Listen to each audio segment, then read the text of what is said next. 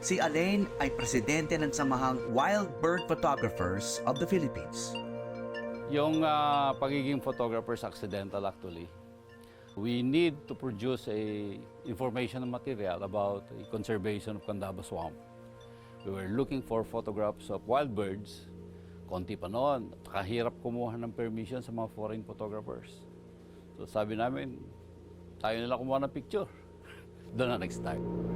Paglipas ng maraming oras sa kagubatan, nakamit din ni Alain ang pangarap ng mga kabaro niya. It's always the Philippine Eagle na holy grail ng isang bird photographer sa Pilipinas. Siyempre, exciting talaga. Very exciting at that time. Mahigit isang taon niyang binabalik-balikan sa gubat ang Philippine Eagle na si Sinabadan. Mula itlog hanggang sa paglaki at paglipad nito. Gaano ka-importante naman yung Philippine Eagle in terms of creating awareness about everything else in the wild, no? Siya yung pinagsisimula ng discussion eh. Lalong-lalo na, ang tingin natin dun sa Philippine Eagle, siya rin yung keystone ng lahat ng species sa Pilipinas. Kaya from there, pwede natin palawakin yung diskusyon. Hindi lang naman siya eh. May mga iba pang mga wildlife. Ang pagsubaybay niya sa agila ay naisalarawan niya sa isang libro. Nag-start yan dito, day -1.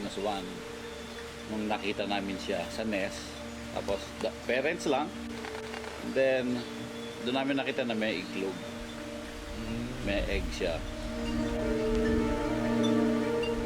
Ito, 411 is the day when it pledged. Pag sinabi natin nag-pledge siya, nakalipat na siya from the tree nest to another tree. Pero still nandun pa rin siya. Hanggat hindi siya tinataboy ng mga magulang niya, nandun lang siya. Tinuturuan siyang lumipad, tinuturuan siyang mag-hunt. Unfortunately, yan, nangyari. Nabaril naman yung father niya. Ito pala, 235 na nabaril. Noong nakaraang taon, nabaril si Sinabadan. 3 bala ng airgun ang nakita sa kanyang katawan.